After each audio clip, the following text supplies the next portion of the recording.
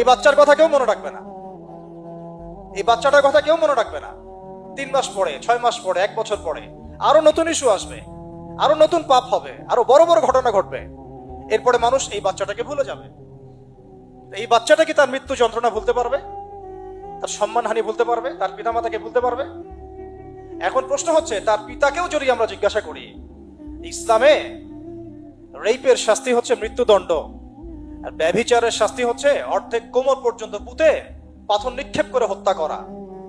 এবং বিবাহিত ব্যক্তি হলে এই শাস্তি, অবিবাহিত হলে 100 বেত্রাঘাত, 1 বছরের নির্বাসন এবং সমাজ থেকে বয়কট করা। আর ধর্ষণ হলে সরাসরি মৃত্যুদণ্ড। 3 মাস সময় লাগার কথা না, 3 দিনের মধ্যেই করা সম্ভব।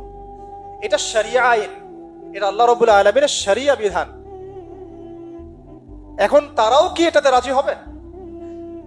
যারা শোক প্রকাশ করছেন তারা কি এই বিধানটা কার্যকর করতে রাজি হবেন? যে ধর্ষককে সবার সামনে প্রকাশ্যে মৃত্যুদণ্ড দেয়া হোক, শরিয়া আইন কার্যকর করা হোক? রাজি হবেন না। কারণ আপনারা বলবেন এটা করতে গেলে বাংলাদেশ নাকি মৌলবাদী রাষ্ট্র হয়ে যাবে। তো সমস্যার গোড়ায় আপনারা যেতে চান না, ডালপালা নিয়ে নাড়াচাড়া করেন।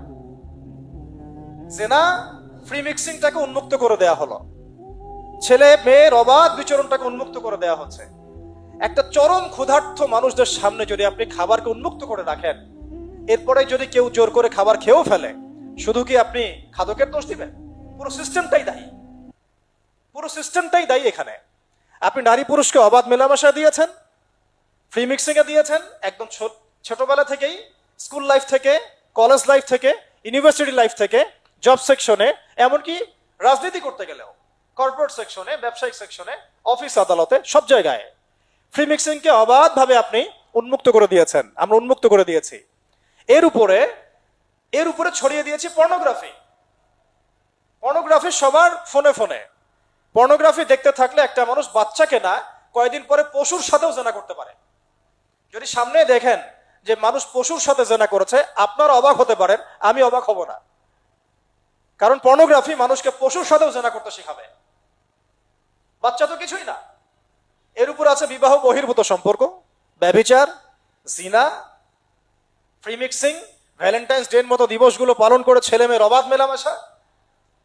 আর এই জেনাগুলোকে আমরা বলছি গাছে আসার গল্প, যেখানে ওর উপরে 100 বেত্রাঘাতের শাস্তি অলরেডি মজুদ হয়ে গেছে।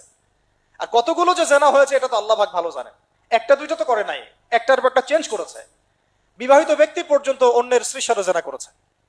আর এটা তো ধর্ম তো অনেক বড় বিষয়, ধর্ম তো অনেক বড় বিষয়। এটা তো একটা মানবতা বিরোধী অপরাধ, এটা তো একটা মানবতা বিরোধী অপরাধ।